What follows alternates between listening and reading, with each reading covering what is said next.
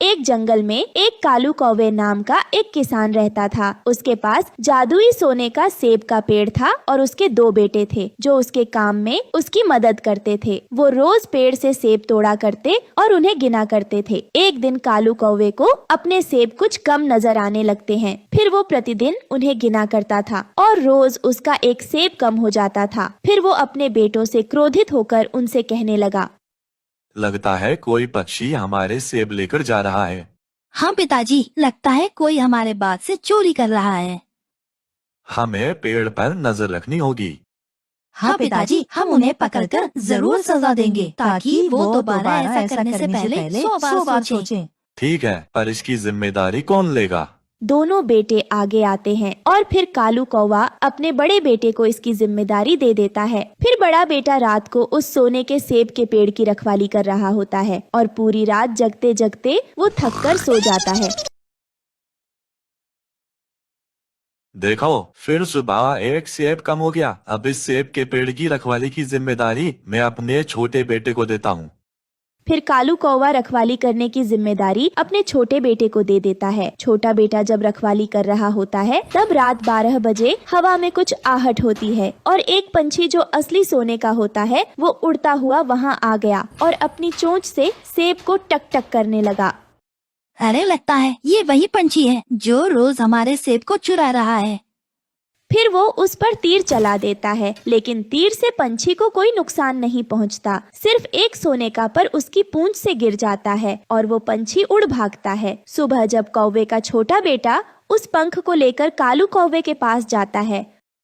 अरे, ये पंख तो सोने का है और बहुत कीमती लगता है। ये सोन पक्षी तो हमें सोने के अंडे भी देगा। इसे हम किसी भी कीमत पर अपने हाथ से जाने नहीं दे सकते। दोनों बेटे उस पंख को देखने लगते हैं।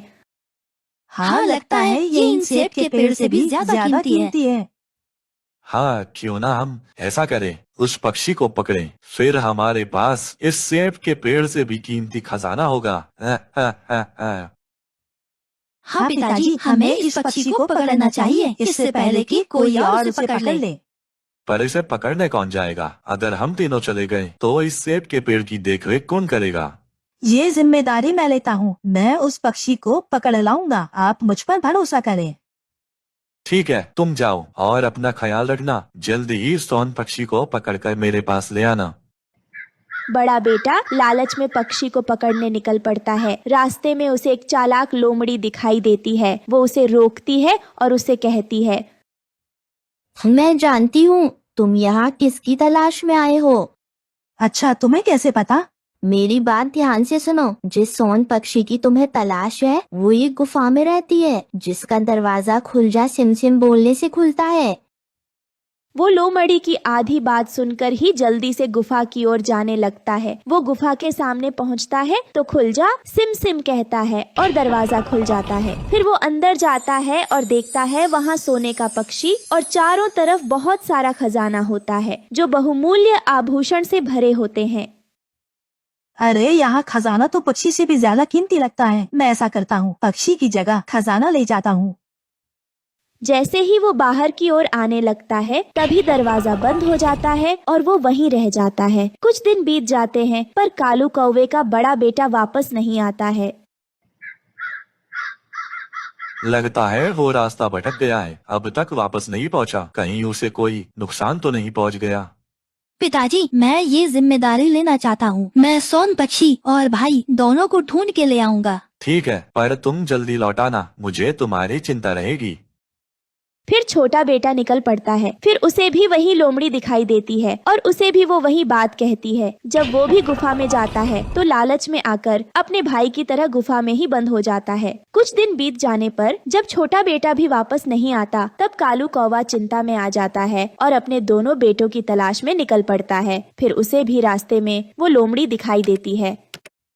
मुझे पता है तुम क्या ढूंढ रहे हो। मैं अपने दोनों बेटों की तलाश में आया हूँ।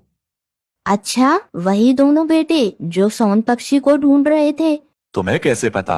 हाँ, मैं जानती हूँ। मैंने ही उन्हें गुफा का रास्ता बताया था जहाँ सोन पक्षी रहती है। अच्छा, जब तुमने रास्ता बताया तो वो अब तक वापस कैसे नहीं आए? क्योंकि तुम्हारे बेटे पूरी बात सुने बिना ही जल्दी से चले गए। अच्छा, तो तुम मुझे बताओ उस गुफा के बारे में और वहाँ कैसे जाना है। फिर लोमड़ी उसे सारी बातें बताती हैं और वो भी सब सुन गुफा की ओर चल पड़ता है। गुफा के सामने पहुंचता है तो खुल जा सिम सिम कहता है, जिससे दरवाजा खुल जाता है और वो अंदर चला जाता है। अरे यहाँ तो बहुत सारा खजाना है और स्वर्ण पक्षी भी हैं। अरे ये क्या, मेरे दोनों बेटे बेहोश पड़े हैं। ये देख वो रोने लगता है। उसके रोने की आवाज सुन गुफा में से आवाज आती है, तुम भी इन्हीं की तरह यहाँ लालच में आए हो क्या? नहीं नहीं, मैं तो अपने दोनों बेटों को ढूंढने आया हूँ। अच्छा, तेरे दोनों बेटे लालच में आकर मेरा खजाना ले जा रहे थे, इसलिए यहाँ बंद हो गए हैं। आप इन्हें माफ कर दो, अब हम ऐसा कभी नहीं करेंगे और स्वर्ण पक्षी भी नहीं चाहिए। पर मैं तुम्हें क्यों माफ करूं? आप मुझ पर दया करो। अगर आप मुझे माफ कर दोगे तो स्वर्ण पक्षी जब चाहे तब मेरे पेड़ से सेब खा सकता है। अच्छा, हाँ, अब हम लालच नहीं करेंगे। मुझे मेरे दोनों बेटे लौटा दो। ठीक है, अब तुम जा सकते हो। फिर उसके दोनों बेटे को होश आ जाता है और गुफा का दरवाजा खुल जाता है और वो तीनों वहाँ से चले जाते हैं। उसके बाद उसके दोनों बेटे सोन पक्षी के लिए उस पेड़ पर घोंसला बना देते हैं। फिर सोन पक्षी वहाँ आती, सेब खाती और घोंसले में रहने लगती है। उन्हें यह समझ आ जाता है कि हमें लालच नहीं करना चाहिए, क्योंकि लालच का अंत अच्छा नहीं होता। तो बच्चों, इस कहानी से हमें यह शिक्षा मिलती है कि हमें लालच नहीं करना चाहिए। लालच करना बुरी बात है। अच्छा बंटी भैया, जब आप कहते हो तो ठीक है, लेकिन देख लेना कहीं वो कालू को फिर से हमें बुद्धू ना बना दे। टुनटुनी चिड़िया, तुम इसकी फिक्र मत करो, मैं उस पर पूरी नजर रखूंगा, ये मेरा वादा है तुमसे। फिर टुनटुनी चिड़िया बंटी कबूतर के साथ कालू की तरफ चली जाती है। फिर बंटी कालू से कहता है, देख लो कालू कौवे, अब मैं टुनटुनी चिड़िया को मनाकर ले आया हूँ, लेकिन तुम भी अपना वादा याद रखना।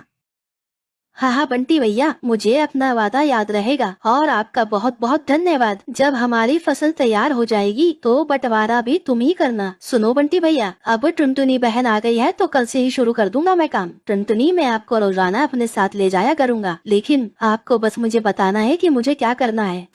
फिर बंटी कबूतर और टुनटुनी चिड़िया वहाँ से चले जाते हैं। अगले दिन कालू कौवा टुनटुनी चिड़िया को लेने उसके घर आता है और फिर वो टुनटुनी चिड़िया को अपने साथ नदी के खाली मैदान की तरफ ले जाता है। वहाँ आकर कालू कौवा टुनटुनी चिड़िया को एक जगह पर बिठा देता है और खुद खाली मैदान की जमीन को साफ करता है और उसमें बीज डालता है और फिर उसमें पानी लगाता है। टुनटुनी चिड़िया ये सब देखकर हैरान हो जाती है कि कालू कौवा अकेले इतना सारा काम कैसे कर सकता है। चिड़िया बहन, अब चले, अब कल आकर देखेंगे बाकी का काम। फिर टुनटुनी चिड़िया कालू कौवा अपने घर की तरफ चले जाते हैं। कालू तो अपने घर आकर आराम से लेट जाता है, क्योंकि थकावट की वजह से उसका बुरा हाल था। फिर अगली सुबह कालू कौवा उठ जाता है और टुनटुनी चिड़िया को बुलाने उसके घर जाता है। टुनटुनी बहन, मैं इसलिए आया था कि आज तुम मेरे साथ फसल देखने मत जाओ, मैं खुद ही जाकर फसल दिखाऊंगा, क्योंकि तुम्हें और भी काम होंगे, तुम वो कर लेना। मैं शाम को आकर तुम्हें फसल के बारे में बता दूंगा। फिर कालू कौवा वहाँ से चला जाता है और टुनटुनी चिड़िया कालू के इस बर्ताव पर बहुत हैरान थी। फिर ऐसे ही दिन और रात गुजरते गए। टुनटुनी बहन, अब हमारी फसल तैयार होने वाली है और मुझे पूरी आशा है कि हमारी फसल अच्छे से तैयार होगी। हाँ कालू भैया, आपने मेहनत जो इतनी ज्यादा की है, मेरे ख्याल से हम 2 दिन बाद अपनी फसल काट लेंगे और मैं बंटी भैया को भी बता कर आता हूँ कि 2 दिन बाद आकर वो हमें फसल बांट दें। फिर कालू बंटी के पास चला जाता है। बंटी भैया, तुम परसों आ जाना और हमें फसल बांट देना। अच्छा ठीक है कालू, मैं आ जाऊंगा। फिर कालू कौवा वहाँ से चला जाता है और बंटी उसके बाद सीधा टुनटुनी चिड़िया के पास आता है। टुनटुनी बहन, हमें आज रात को ही सारी फसल काट लेनी है। बंटी भैया, मेरा दिल नहीं मान रहा है, पता नहीं क्यों मुझे कालू पे तरस आ रहा है। उसने इस बार बहुत मेहनत की है। टुनटुनी, कालू को सबक सिखाना बहुत जरूरी है और तुम भी मेहनत करती रहो और उसने तुम्हारे साथ धोखा करके अच्छा नहीं किया।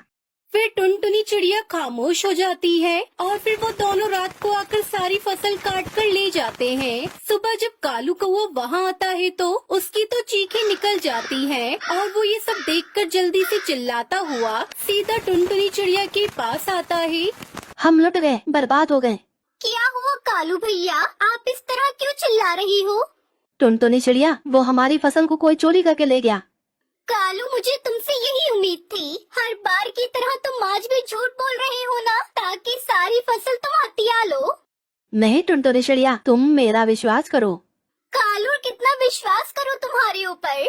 तभी वहाँ बंटी भी आ जाता है। फिर कालू कौवे से सारी बात बताता है। कालू, क्या ये तुम्हारी खुद की कोई चाल तो नहीं है? बंटी भैया, अगर तुम्हें विश्वास नहीं है तो आप जाकर मेरे घर की तलाशी ले लो। कालू, अब तुम्हें पता चला तुमने इतनी ज्यादा मेहनत की और आखिर में तुम्हें क्या मिला? कुछ भी नहीं। तुम्हारे दिल पर क्या गुजरी होगी तो सोचो। टुनटुनी चिड़िया को तुमने जब इतनी बार धोखा दिया है तो उस पर क्या बीती होगी? हाँ बंटी भैया, एकदम ठीक कहते हो। यह उसी की सजा मुझे मिल रही है। मुझे टुनटुनी के साथ ऐसा नहीं करना चाहिए था, लेकिन अब मुझे रोना भी नहीं चाहिए क्योंकि मैंने जो किया मुझे उसकी सजा मिल रही है। लेकिन प्लीज आप मुझ पर शक न करना। फिर कालू कौवा जैसे ही जाने को होता है टुनटुनी चिड़ियों से आवाज लगाकर रोकती है और उसे सारी बात बता देती है। तब कालू कहता है, टुनटुनी चिड़िया, तुम कितनी अच्छी हो। इतना कुछ होने के बाद भी तुम मुझे सच बता रही हो और मैं कितना बुरा था। कालू भैया, अब मुझे आप पर विश्वास हो गया है, इसलिए आप फिर कभी दूसरों के साथ ऐसा ना करना, क्योंकि जब ये बात आप पर बीतती है तो बहुत बुरा लगता है। फिर टुनटुनी चिड़िया गेहूं की फसल लाकर कालू को देती है, लेकिन कालू सारी फसल नहीं लेता। वो टुनटुनी चिड़िया को उसका हिस्सा दे देता है और वो दोनों खुशी खुशी अपनी फसल को बाजार में जाकर बेचते हैं। टुनटुनी चिड़िया बहुत मेहनती थी। उसे खेती करना बहुत पसंद था। वो बदलते मौसम के अनुसार तरह तरह की खेती किया करती थी। एक दिन टुनटुनी चिड़िया अपने पड़ोस में रह रही बंटी कबूतर से कहती है, अरे बंटी भैया, मैंने सुना है कि आप बाजार जाने वाले हो। हाँ चिड़िया, आज मैं बाजार जाऊंगा। अपनी पत्नी के लिए एक हार जो लाना है, वो कई दिनों से जिद कर रही है। बंटी भैया, मेरे ये पैसे ले जाओ और मेरे लिए इनसे प्याज के बीज ले आना। अरे वाह टुनटुनी, तो तुम इस बार प्याज की खेती करोगी? मैं तुमसे ही प्याज खरीदा करूंगा। दोस्तों, कल की वीडियो में आपने इतने कम लाइक क्यों किए? मुझे बहुत बुरा लगता है। दोस्तों, जब मैं आपके कहने पर कहानी बनाती हूँ और आप बहुत कम लाइक करते हो, और जब आप कम लाइक करते हो तो मुझे वीडियो बनाने का बिल्कुल भी मन नहीं करता है। तो प्लीज दोस्तों, अब इस वीडियो पर जाकर लाइक कर दो। ये कहकर बंटी कबूतर वहाँ से बाजार चला जाता है और टुनटुनी चिड़िया भी अपने खेत पर काम करने चली जाती है। अरे, खेत में कितना घास फूस उगा है। पहले मुझे ये सब साफ करना होगा, तभी जाकर प्याज की फसल अच्छी होगी। वहीं पास में कालू कौवा भी अपने खेत में खेती का काम करता था। कालू कौवे की पत्नी सुंदरी कौवी टुनटुनी चिड़िया से बहुत जलती थी। एक दिन, कालू जी, जल्दी से पता करके आओ, टुनटुनी चिड़िया किस चीज की खेती करने वाली है। मैं क्या उसके घर जाकर पता करूं? जब वो बीज डालेगी तब खुद ही देख लेना। कालू जी, मैं सोच रही हूँ कि इस बार चिड़िया की सेम खेती करते हैं। आपको तो पता ही है, हमारी फसल चिड़िया जितनी अच्छी नहीं होती और हम घाटे में रहते हैं। लेकिन सुंदरी, टुनटुनी चिड़िया जैसी सेम खेती करने से हमें क्या फायदा होगा? टुनटुनी चिड़िया जैसी खेती करने में तो फायदा ही फायदा है, क्योंकि हम चिड़िया की फसल को रात को चुरा कर लाया करेंगे और किसी को पता भी नहीं चलेगा, क्योंकि हमारे पास भी टुनटुनी चिड़िया जैसी फसल जो होगी। अरे वाह सुंदरी, ये तो आपने बहुत अच्छा सोचा। फिर हमारे खूब मजे ही मजे आएंगे। तभी तो कहती हूँ, जल्दी से पता करके आओ कि चिड़िया इस बार अपने खेत में क्या बो रही है। अपनी पत्नी की बातें मानकर कालू कौवा तुरंत ही चिड़िया के घर चला जाता है और उससे खेती के बारे में बात करता है। हाँ तो बताओ टुनटुनी चिड़िया, आप इस बार क्या बोने वाली हो? अरे कालू भैया, मैं तो इस बार प्याज की खेती करने वाली हूँ। वैसे आप क्या बोने वाले हो? अरे इस बार तो मैंने भी प्याज की खेती करने का फैसला किया है। मैं तो बस आपको बताने आया हूँ। अब चलता हूँ। फिर कालू कौवा अपने घर चला जाता है और सुंदरी को बताता है कि चिड़िया इस बार प्याज की खेती करने वाली है। कालू जी जल्दी से बाजार जाओ और प्याज के बीज लेकर आओ। अपनी पत्नी के कहे अनुसार कालू कौवा बीज लेने चला जाता है और अगली सुबह वो अपने खेत में बीज डालने चले जाते हैं। वो बीज डालने ही वाले थे कि तभी वहाँ पर टुनटुनी चिड़िया भी आ जाती है। अरे कालू सुंदरी, आप ये क्या कर रहे हो? तुझे दिख नहीं रहा? अपने खेत में प्याज के बीज बो रहे हैं, भला और क्या करेंगे। सुंदरी बहन, मेरा वो मतलब नहीं था। पहले आप इस खेत को अच्छे से साफ कर ले, वरना इस घास फूस में प्याज के पौधे बढ़ने से पहले ही मर जाएंगे। ऐसा कहकर टुनटुनी चिड़िया अपने खेत में बीज डालने चली जाती है और कालू सुंदरी को भी तो सोच में पड़ जाते हैं। सुंदरी, मुझसे तो ये खेत कभी साफ नहीं होगा। जो भी करना है वो आप ही करो। मैं भला इतने घास फूस को अकेले कैसे साफ कर सकती हूँ। चलो चलो, ये हम दोनों को ही करना पड़ेगा। फिर वो दोनों अपने खेत से घास हटाने लग जाते हैं। टुनटुनी चिड़िया भी अपने खेत में बीज बोकर चली जाती है। बस कालू जी, मुझसे और नहीं होगा, मैं तो पूरी तरह से थक गई हूँ। सुंदरी, मैं भी गर्मी से बेहाल हूँ। चलो पहले थोड़ा आराम कर लेते हैं। कालू जी, ये चिड़िया इतनी मेहनत कैसे कर लेती है? मुझसे तो 1 घंटा भी खेत में काम नहीं होता। सुंदरी, टुनटुनी चिड़िया को खेती से बहुत लगाव है। अपने बच्चे की तरह ख्याल रखती है खेत का। कब इसे पानी चाहिए और कब इसे खाद। टुनटुनी चिड़िया को अपनी खेती के लिए पानी की जरूरत पड़ती है। वो पानी लेने के लिए नदी पार जंगल जाती है और पानी अपने खेत में डालती है। लेकिन सुंदरी और कालू आलस की वजह से अपने खेत में पानी नहीं डालते। ऐसे ही दिन गुजर जाते हैं। कालू जी, आखिर वो दिन आ ही गया। टुनटुनी चिड़िया की प्याज की खेती बहुत अच्छी हुई है और हमारे खेत में तो इक्का दुक्का प्याज आई है। हाँ सुंदरी, भला हमें क्या लेना देना अपने खेत से। हमें तो चिड़िया के ही प्याज चुराने हैं। इस तरह से वो अपनी साजिश को अंजाम दे देते हैं। टुनटुनी चिड़िया जैसे ही प्याज तोड़कर बाजार जाती है, वो दोनों टुनटुनी चिड़िया के खेत में जाकर जल्दी जल्दी से प्याज तोड़ लेते हैं और उन्हें बाजार में बेच आते हैं। 1000, 2000 और ये पूरे 5000। देखो कालू जी, टुनटुनी चिड़िया के खेत से पूरे 5000 रुपए की कमाई हुई है। अब टुनटुनी चिड़िया के खेत में प्याज चुराने का सिलसिला ऐसे ही चलता रहता है। वो दोनों टुनटुनी चिड़िया के खेत से प्याज चुराकर बहुत खुश हो रहे थे। एक दिन बंटी कबूतर टुनटुनी चिड़िया से कहता है, टुनटुनी बहन, कालू सुंदरी की फसल तो बहुत बुरी हुई है, फिर भी वो टोकरी भरकर प्याज बेचने आते हैं। कहीं वो आपके खेत से प्याज तो नहीं चुरा रहे? हाँ कबूतर भैया, मुझे भी अपने खेत के प्याज कम दिखाई देते हैं।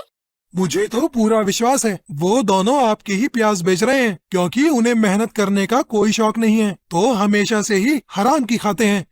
ऐसा कहकर वो दोनों खेत में छिपकर बैठ जाते हैं। वो देखते ही कि कालू कौवा सुंदरी कौवी टोकरी भर के उसके खेत से प्याज तोड़ रहे थे। वो रंगे हाथ उन दोनों को पकड़ लेते हैं।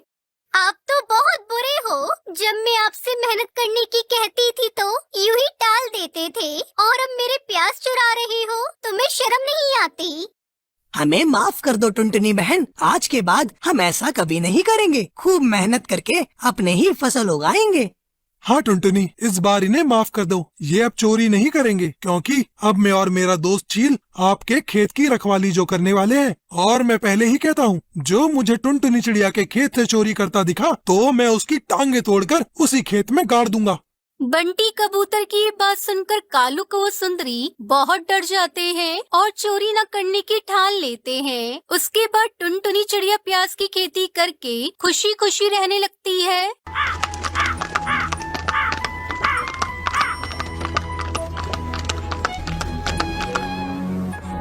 रामपुर के जंगल में कालू कौवा अपनी पत्नी टुनटुनी के साथ रहता था। उसके 2 बच्चे थे, पिंकी चिड़िया, सुनहरी चिड़िया। कालू कौवा अपने खेत में तरह तरह की सब्जियां उगाया करता था। बाजार में जिस सब्जी की ज्यादा डिमांड होती, कालू उसी सब्जी की खेती करता। एक दिन उसकी पत्नी टुनटुनी उससे कहती है, अजी सुनते हो, आज बाजार से प्याज खरीद कर लेते आना। घर में रखा सारा प्याज खत्म हो गया है। तुम तो सारी सब्जियां उगाते हो, बस प्याज ही खेत में नहीं उगाते। बस भाग्यवान, अब और कितना बोलोगी। खेत से आते समय प्याज खरीद कर लेता आऊंगा। मेरा भोजन एक पोटली में बांधकर मुझे दे दो। तब तक आप लोग कमेंट पे बताएं 78 into 4 कितने होते हैं। कालू कौवा भोजन लेकर खेत पर चला जाता है। दिन भर खेत में काम करने के बाद शाम को वो बाजार जाता है। क्यों भैया, कितने रुपए किलो प्याज दे रहे हो?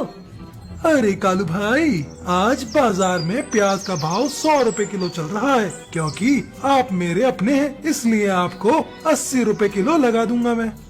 बाप रे बाप, ये प्याज कब से इतना महंगा हो गया? मुझे तो पता ही नहीं चला। ऐसा करो भैया, मुझे 1 किलो प्याज दे दो। बिना प्याज लिए घर गया तो मेरी पत्नी आज मुझे भोजन नहीं देगी।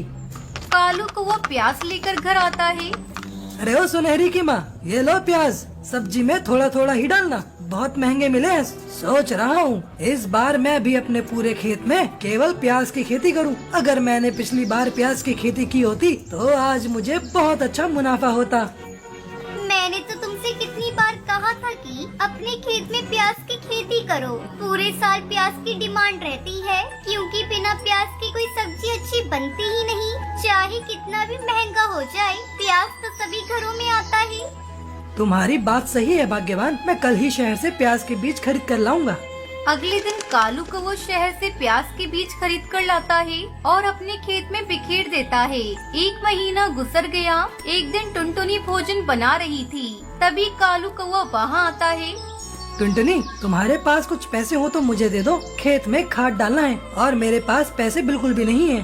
मम्मी, मुझे भी पैसे चाहिए। स्कूल में टीचर बोल रही थी स्कूल फीस जमा करने को। अरे कहाँ से दूं मैं तुम सबको पैसे? मेरे पास जो थोड़े बहुत पैसे थे उसे तो मैंने घर खर्च में लगा दिया। अब मेरे पास ले देकर एक मंगलसूत्र है, मैं इसे किसी कीमत पर नहीं दूंगी। मेरी मानो तो तुम कहीं से उधार ले लो।